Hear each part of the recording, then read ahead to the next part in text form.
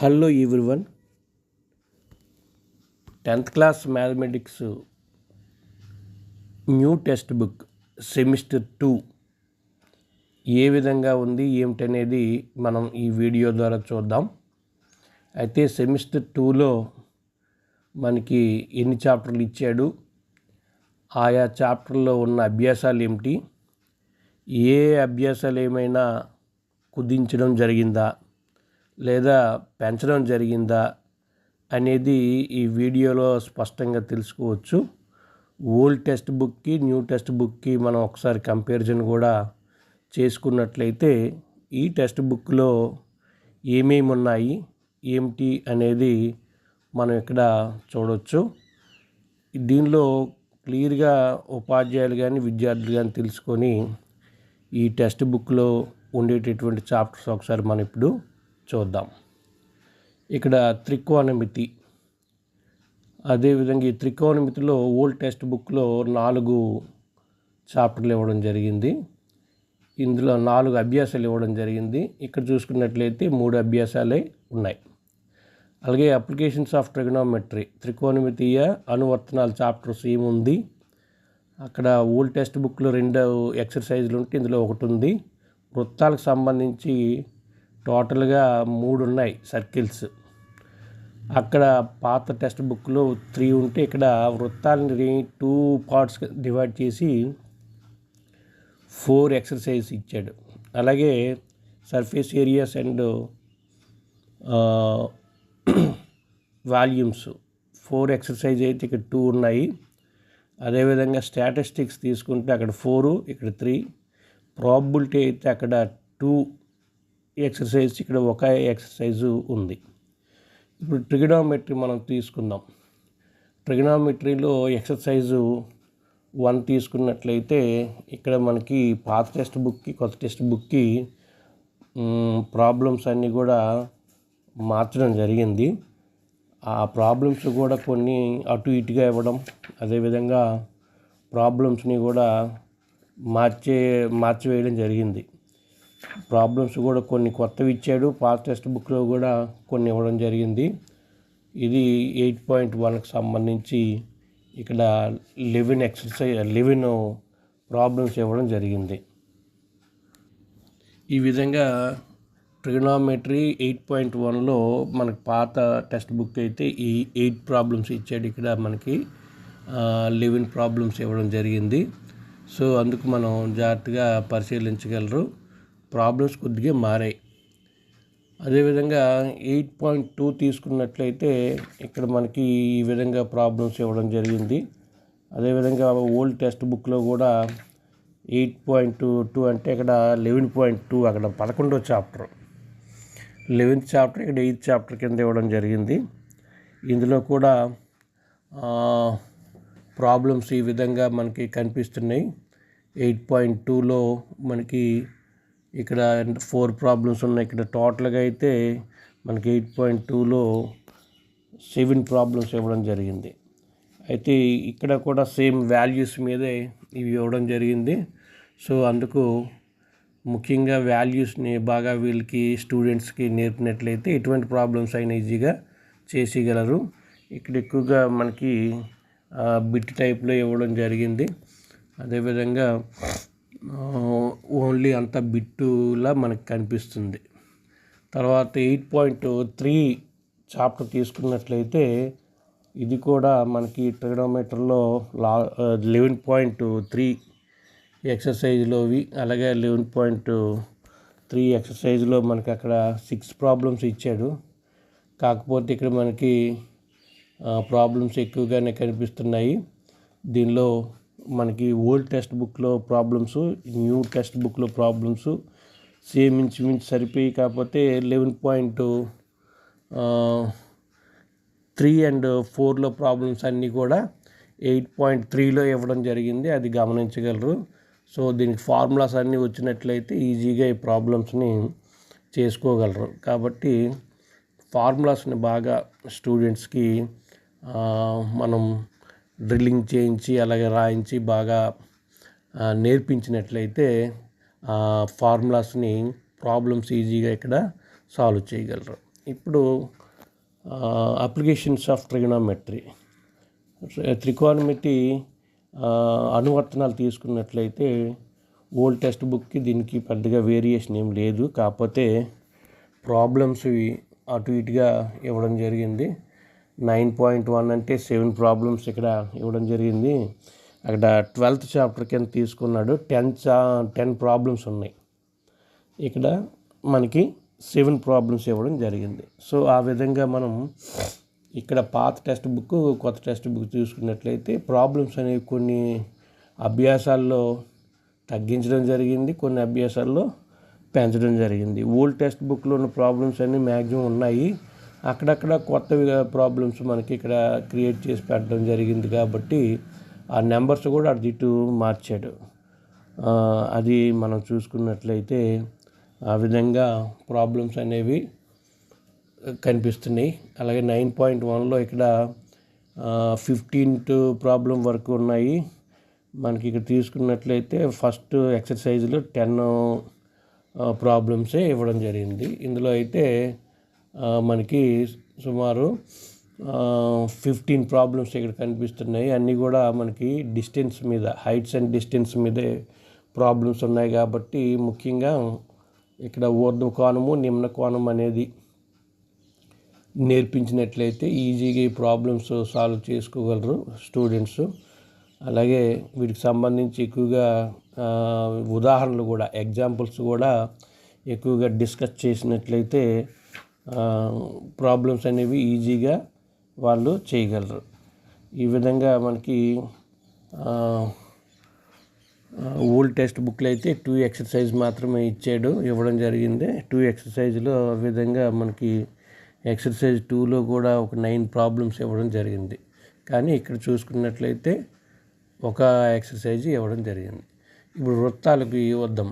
Circles, మనకి tangents and secants అని మనకి ఇచ్చాడు. 2A సర్కిల్ అని ఓల్డ్ చాప్టర్ మనకి ఇవ్వడం జరిగింది. ఆ ఓల్డ్ చాప్టర్లో తీసుకున్నట్లయితే దానికి దీనికి వేరియేషన్ ఏమిటంటే దీనిలో మనకి కన్స్ట్రక్షన్ ఇవ్వలేదు. ఓల్డ్ చాప్టర్లో ట్యాంజెంట్స్ గీయడం అనే కన్స్ట్రక్షన్ ఉండేది. దీనికి వచ్చేసరికి అది తీసివేయడం జరిగింది. ఓన్లీ ప్రాబ్లమ్స్ని మాత్రమే మనకి ఇక్కడ ఇవ్వడం జరిగింది. ఆ ప్రాబ్లమ్స్ మాత్రమే మనం జాగ్రత్తగా చూసుకుంటే సరిపోతుంది. ఈ ప్రాబ్లమ్స్ అనేవి ఓల్డ్ టెక్స్ట్ బుక్లో ఏ విధంగా ఉన్నాయి, అలాగే న్యూ టెక్స్ట్ బుక్లో ఏ విధంగా ఉన్నాయి అనేది మనం జాగ్రత్తగా అబ్జర్వ్ చేయండి. అబ్జర్వ్ చేసినట్లయితే మనకి ఇక్కడ అన్నీ ట్యాంజెంట్కి సంబంధించినటువంటివి, ముఖ్యంగా రేడియస్, అలాగే ట్యాంజెంట్స్, సర్కిల్ ట్యాంజెంట్స్ ఇవన్నీ కూడా మనకి ఇక్కడ ఇవ్వడం జరిగింది. 9.1లో అయితే అక్కడ మాకు ఓల్డ్ టెక్స్ట్ బుక్లో 5 ప్రాబ్లమ్స్ ఇచ్చాడు. ఇక్కడ కూడా అదేవిధంగా ప్రాబ్లమ్స్ ఉన్నాయి. కాకపోతే వాటిని దీన్ని మార్చాడు, అంటే ప్రాబ్లమ్స్ క్రమాన్ని మార్చాడు, కానీ సేమ్ ప్రాబ్లమ్సే ఉన్నాయి. మనకి మ్యాటర్ అనేది అంటే కాన్సెప్ట్ ఒకటే, కాకపోతే ఇక్కడ ప్రాబ్లమ్స్ అనేవి మార్చడం జరిగింది. అయితే అక్కడ మనకి సర్కిల్స్లోని ట్యాంజెంట్స్ అండ్ సీకెంట్స్ అని మనకి చాప్టర్లో వృత్తానికి స్పర్శ రేఖలు మరియు ఛేదన రేఖలు అని ఒకే చాప్టర్ ఇవ్వడం జరిగింది. కాకపోతే ఇక్కడ మనకి దాన్ని 2 చాప్టర్స్ కింద విడగొట్టడం జరిగింది. ఈ 2 చాప్టర్స్లో వృత్తాలకు సంబంధించిన 2 ఎక్సర్సైజులు, అదేమో వృత్తాలకు సంబంధించిన వైశాల్యాలు, మనకి డయాగ్రామ్స్ ఇచ్చి వైశాల్యాలు కనుక్కోవడం అనేది ఓ చాప్టర్ ఉంది. ఇక్కడ మనకి స్పెషల్గా ఇవ్వడం జరిగింది ఈ చాప్టర్ కింద. దీనిలో కొన్ని ప్రాబ్లమ్స్ ఇవ్వడం జరిగింది 11.1 అని. ఇక్కడ 8 ప్రాబ్లమ్స్ మనకు కనిపిస్తున్నాయి. అయితే అక్కడ ఓన్లీ ఒక అభ్యాసం ఇచ్చి దానిలో మనకి 7 ప్రాబ్లమ్స్ ఇవ్వడం జరిగింది. ఇక్కడ తీసుకున్నట్లయితే మనకి చూడండి, ఇక్కడ సేమ్ ప్రాబ్లమ్సే కొన్ని ఉన్నాయి, కొన్ని మార్చాడు. ఈ గుర్రం ప్రాబ్లం అనేది టోటల్గా మనకి అక్కడ ఇక్కడ మనకి కనిపిస్తూనే ఉంది. ఈ విధంగా 11th చాప్టర్కి సంబంధించి 11.1 అనే ఎక్సర్సైజ్ ఇక్కడ ఇవ్వడం జరిగింది. ఓల్డ్ టెక్స్ట్ బుక్లో కాన్సెప్ట్స్ ఒకటే, కాకపోతే సేమ్ ప్రాబ్లమ్స్ కొన్ని ఉన్నాయి, కొన్ని మార్చడం జరిగింది. కొన్ని ఎక్సర్సైజ్లో ప్రాబ్లమ్స్ని పెంచడం జరిగింది, కొన్ని తీసివేయడం జరిగింది. ఇక్కడ 11.2 అని మళ్ళీ డయాగ్రామ్స్ మీద మనకి కొన్ని ప్రాబ్లమ్స్ ఇక్కడ చూపించడం జరిగింది. కొన్ని కొత్త ప్రాబ్లమ్స్ ఇక్కడ మనకి యాడ్ చేయడం జరిగింది. పాత ప్రాబ్లమ్స్ కొన్ని తీసివేయడం జరిగింది, అది గమనించగలరు. అక్కడ పాత ప్రాబ్లమ్స్ కొన్ని మనకి ఓల్డ్ టెక్స్ట్ బుక్లో కొన్ని ప్రాబ్లమ్స్ ఉన్నాయి, వాటిని తీసివేయడం జరిగింది. న్యూ టెక్స్ట్ బుక్లో కొన్ని ఎడిషనల్గా ప్రాబ్లమ్స్ని వేయడం, ఈ విధంగా. అయితే కాన్సెప్ట్ ఇక్కడ అంతా కూడా ఒకటే కాబట్టి జాగ్రత్తగా టీచర్స్ బాగా వీటిని టీచ్ చేయగలరు. ఆ కాన్సెప్ట్ ముందు స్టూడెంట్స్కి బాగా చెప్పినట్లయితే ఈజీగా ఏ ప్రాబ్లం అయినా సరే డయాగ్రామ్తో ఈజీగా మనం ఆ ప్రాబ్లమ్ని సాల్వ్ చేయొచ్చని స్టూడెంట్స్కి బాగా చెప్పవలసిన అవసరం ఉంది. ఇది 11th చాప్టర్కి సంబంధించి. తర్వాత 12th చాప్టర్ తీసుకున్నట్లయితే 12th chapter surface area and volumes అంటే ఇది సేమ్ గతసారి ఉపరితల వైశాల్యాలు మరియు ఘనపరిమాణాలు 3D షేప్స్ సంబంధించినటువంటి ప్రాబ్లమ్స్ అన్నీ దీనిలో ఉంటాయి. అయితే ఇవి మాత్రం గత ఓల్డ్ టెక్స్ట్ బుక్లో ఉన్న ప్రాబ్లమ్స్ మ్యాక్సిమం ఉన్నాయి, అక్కడక్కడ మార్చడం జరిగింది తప్పించి ఓల్డ్ టెక్స్ట్ బుక్లో ఉన్న ప్రాబ్లమ్స్ మ్యాక్సిమం ఇవ్వడం జరిగింది. అలాగే ఆ ప్రాబ్లమ్స్ తాలూకా సీరియల్ని మార్చాడు, అంతే తప్ప మిగిలిందంతా కూడా సేమ్ యాజ్ ఇట్ ఈజ్గానే ఉంది. అందుకు ఇక్కడ తీసుకున్నట్లయితే అక్కడ 10.1 అని ఓల్డ్ టెక్స్ట్ బుక్లో 12.1 అక్కడ తీసుకున్నట్లయితే 9 ప్రాబ్లమ్స్ ఇవ్వడం జరిగింది.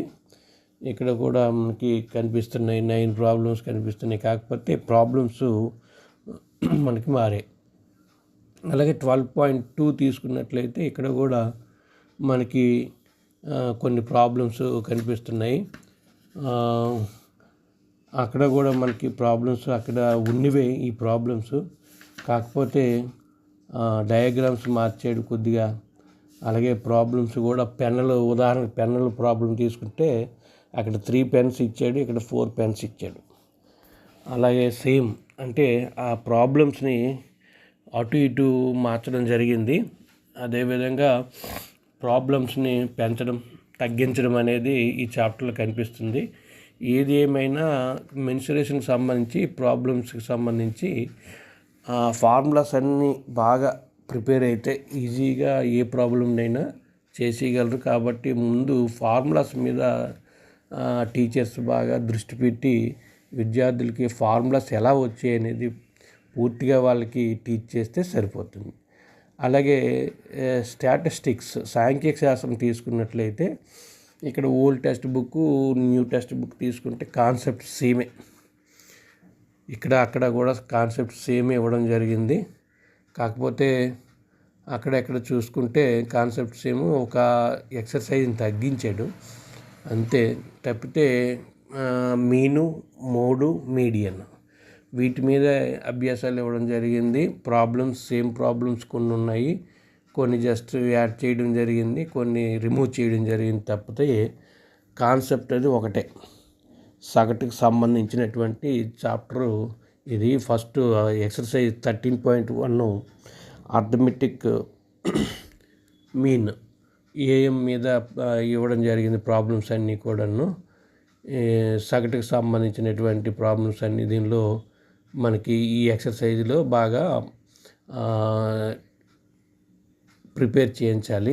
ఇందులో 7 ప్రాబ్లమ్స్ ఇక్కడ మనకు కనిపిస్తున్నాయి 13.1లో. ఈ ప్రాబ్లమ్స్ అన్నీ కూడా మనం స్టూడెంట్స్ చేత బాగా చేయించవలసిన అవసరం ఉంది. అందుకు ఈ సగటు మీద అర్థమెటిక్ మీన్ మీద ఉండేటటువంటి మోడల్స్ అన్నీ కూడా స్టూడెంట్స్ చేత చేయించినట్లయితే ఏ ప్రాబ్లంనైనా ఈజీగా మనం ఎక్కువగా నెంబర్ ఆఫ్ మోడల్ ప్రాబ్లమ్స్ దీనికి ఇవ్వచ్చు. ఇచ్చినట్లయితే స్టూడెంట్ ఎక్కువగా దీని మీద దృష్టి పెట్టడం జరుగుతుంది. ఈ చాప్టర్ వెరీ ఇంపార్టెంట్ చాప్టర్ కూడా, అందుకు ఎక్కువ స్కోరింగ్కి కూడా అవకాశం ఉంటుంది కాబట్టి దీన్ని బాగా ప్రిపేర్ చేయించాలి. ఇది 13.1 అంతా కూడాను యావరేజ్ మీద మనకి అర్థమెటిక్ మీన్ మీద ఇవ్వడం జరిగింది. దీనిలో ఉండే ప్రాబ్లమ్స్ అన్నీ కూడా స్టూడెంట్కి బాగా ప్రిపేర్ చేయించండి. అలాగే మోడల్ ప్రాబ్లమ్స్ ఇవ్వండి. అలాగే ఎగ్జాంపుల్స్ కూడా బాగా చేయించండి. అలాగే 13.2 తీసుకున్నట్లయితే దీనికి సంబంధించినటువంటి ఎక్కువగా మనకి బాహుళకం 3కి సంబంధించిన ప్రాబ్లమ్స్ అన్నీ 13.2లో ఇవ్వడం జరిగింది. దీనిలో మనకి ఈ ప్రాబ్లమ్స్ ఇక్కడ కనిపిస్తున్నాయి. సేమ్ అక్కడెక్కడ ఉన్న ప్రాబ్లమ్సే చాలా వరకు ఇవ్వడం జరిగింది. కాకపోతే ఇక్కడ మనకి నెంబర్ ఆఫ్ ప్రాబ్లమ్స్ పెంచడం జరిగింది. ఆ ప్రాబ్లమ్స్ అదే విధంగా మనం కూడా 3కి సంబంధించి బాహుళకానికి సంబంధించి మరికొన్ని ప్రాబ్లమ్స్ అలాగే అక్కడ ఇచ్చినటువంటి ఎగ్జాంపుల్స్ బాగా ప్రిపేర్ చేయించినట్లయితే ఈజీగా మనకి స్టూడెంట్స్ స్కోరింగ్ చేయడం జరుగుతుంది. ఇది 13.2లో బాహుళకానికి సంబంధించినటువంటి ప్రాబ్లమ్స్ ఇక్కడ ఇవ్వడం జరిగింది. 13.2లో చూసుకున్నట్లయితే ఇక్కడ మనకి 7 ప్రాబ్లమ్స్ కనిపిస్తున్నాయి. ఈ విధంగా ఈ ప్రాబ్లమ్స్ అన్నీ కూడా ఇక్కడ మనకి చూడండి 4, 5, 6 ఈ 6 ప్రాబ్లమ్స్ బాగా స్టూడెంట్స్తో ప్రాక్టీస్ చేయించినట్లయితే సరిపోతుంది. ముఖ్యంగా వాళ్ళకి రావాల్సినవి సగటుకి సంబంధించి అలాగే బాహుళకానికి సంబంధించి తర్వాత మీడియన్కి సంబంధించి ఫార్ములాస్ని బాగా వాళ్ళకి చెప్పవలసిన అవసరం ఉంది. ఫార్ములాస్ని బాగా నేర్చుకున్నట్లయితే ఎటువంటి ప్రాబ్లం అయినా ఈజీగా చేసేయగలరు. ఆ ఫార్ములాస్లో ఉండేటటువంటి టర్మ్స్ని బాగా వివరించండి. ప్రతి ఫార్ములాకి టర్మ్స్ ఉంటాయి. ఆ టర్మ్స్ని బాగా స్టూడెంట్కి అర్థమయ్యే రీతిలో వివరిస్తే ఈజీగా ఎటువంటి ప్రాబ్లంనైనా చేసేయగలరు. అలాగే 13.3 తీసుకున్నట్లయితే దీనిలో కొన్ని ప్రాబ్లమ్స్ మనకి మ్యాక్సిమము 13.2 అనేది బాహుళకం మీద వచ్చింది. మోడ్ మీద ప్రాబ్లమ్స్ వచ్చాయి. 13.3 తీసుకున్నట్లయితే మనకి మీడియన్ అంటే మధ్యగతం మీద ప్రాబ్లమ్స్ ఇవ్వడం జరిగింది. అయితే ముఖ్యంగా టీచర్సు మీను, మోడు, మీడియన్ వీటి మీద బేసిక్ కాన్సెప్ట్ బాగా చెప్పినట్లయితే ఈజీగా ఏ ప్రాబ్లం అయినా చేయగలరు. ఇందులో వర్గీకృత అవర్గీకృత అనే దత్తాంశానికి మీను, మోడు, మీడియన్ కనుక్కోవడం అనేది కాన్సెప్ట్ బాగా వాళ్ళకి స్టూడెంట్స్కి వెళ్ళినట్లయితే ఈజీగా ఏ ప్రాబ్లం అయినా సాల్వ్ చేయగలరు. మీడియన్ కనుక్కోవడం అనేది చాలా ఇంపార్టెంట్. ఎగ్జామ్స్లో కూడా ఎక్కువగా వీటి మీద ప్రాబ్లమ్స్ వస్తూ ఉంటాయి కాబట్టి 13.3లో ఉండేటటువంటి ప్రాబ్లమ్స్ అన్నీ కూడా బాగా చేయించండి. అదేవిధంగా మోడల్ ప్రాబ్లమ్స్ ఎక్కువ ఇస్తూ ఉండండి హోంవర్క్ కింద. అలాగే ఎక్సర్సైజ్లో ఉండే ప్రాబ్లమ్స్ని కూడా బాగా ప్రిపేర్ చేయించినట్లయితే మీడియన్ అనేది ఎక్కువగా మనకి చేయగలరు. ఇందులో ప్రాబ్లమ్స్ అన్నీ కూడా స్టూడెంట్స్ ఈజీగా చేయగలరు. కాన్సెప్ట్ ముందు స్టూడెంట్స్కి వెళ్ళేటట్లు చూడాలి. అసలు మీడియన్ అంటే ఏమిటి, ఏ విధంగా కనుక్కోవాలి ఏమిటి అనేది క్లియర్గా వాడి కాన్సెప్ట్ మనం టీచర్గా అందించినట్లయితే ఈజీగా ప్రాబ్లమ్స్ని సాల్వ్ చేయగలరు. వీలైనంత వరకు మోడల్ పేపర్స్ కూడా ఎక్కువగా ప్రిపేర్ చేయించి అర్థమెటిక్ మీను, మోడు, మీడియన్ మీద ఎక్కువ ప్రాబ్లమ్స్ చేయించినట్లయితే అసలు కన్ఫ్యూజ్ అనేది ఉండదు. ఒకదానికొకటి చేయడం అనేది ఉండదు, సులువుగా చేయగలరు. ఈ విధంగా సాంఖ్యక శాస్త్రం స్టాటిస్టిక్స్లో 13.3 అంతా కూడా 7 ప్రాబ్లమ్స్ ఇవ్వడం జరిగింది. దీనిలో టోటల్గా మనకి మీడియన్ మీద ఈ 7 ప్రాబ్లమ్స్ ఉన్నాయి. జాగ్రత్తగా ఇవన్నీ కూడా చేయించి నోట్స్లో ఉండాలి. అదేవిధంగా ఎక్సర్సైజ్లో ఉండే ప్రాబ్లమ్సే కాకుండా స్టూడెంట్స్కి ఓన్ ప్రాబ్లమ్స్ కూడా కొన్ని మనం ఇవ్వాలి. వాళ్ళ చేత కూడా ఓన్ ప్రాబ్లమ్స్ కొన్ని తయారు చేయించి వాటిని సాల్వ్ చేయించాలి. అదేవిధంగా నెంబర్ ఆఫ్ ఎగ్జాంపుల్స్ కూడా చేయించాలి.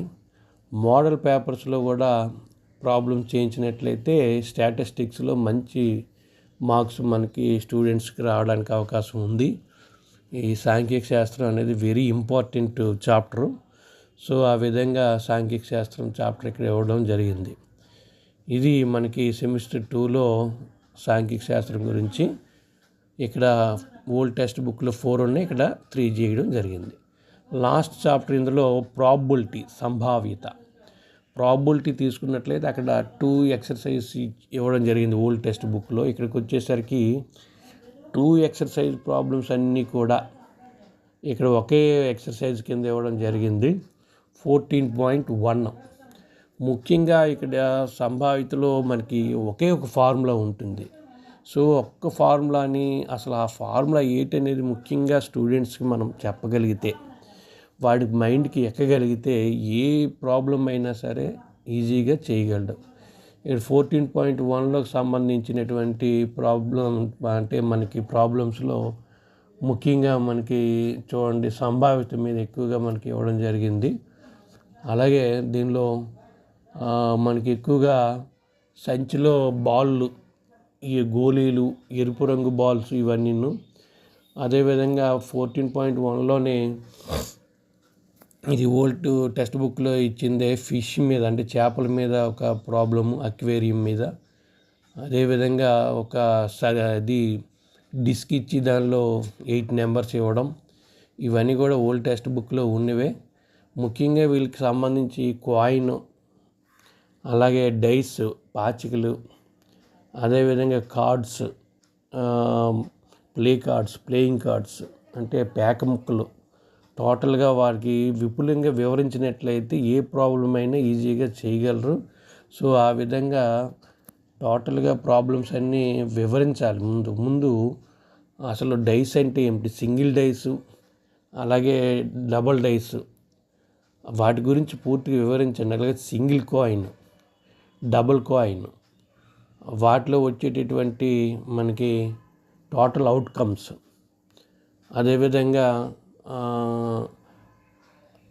పేక ముక్కలు తీసుకున్నట్లయితే అసలు పేక ముక్కలు ఎన్ని ఉంటాయి, ఏ గుర్తులు ఉంటాయి, అవన్నీ కూడా క్లియర్గా డిస్ప్లే చేసి చూపించి స్టూడెంట్స్కి వివరించినట్లయితే ప్రాబ్లమ్స్ ఈజీగా చేయగలరు. ఏ ప్రాబ్లం అయినా నెంబర్ ఆఫ్ ప్రాబ్లమ్స్ మనం మోడల్ ఇవ్వచ్చు, ఆ ప్రాబ్లమ్స్ని ఈజీగా మనం చేయించవచ్చు. కాబట్టి ఉపాధ్యాయులందరినీ కోరేది ఒకటే, ఇక్కడ ఉండే కాన్సెప్ట్స్ ప్రాబబిలిటీలో ఫార్ములా ఒకటే, కాన్సెప్ట్స్ ఒక 5-6 ఉంటాయి.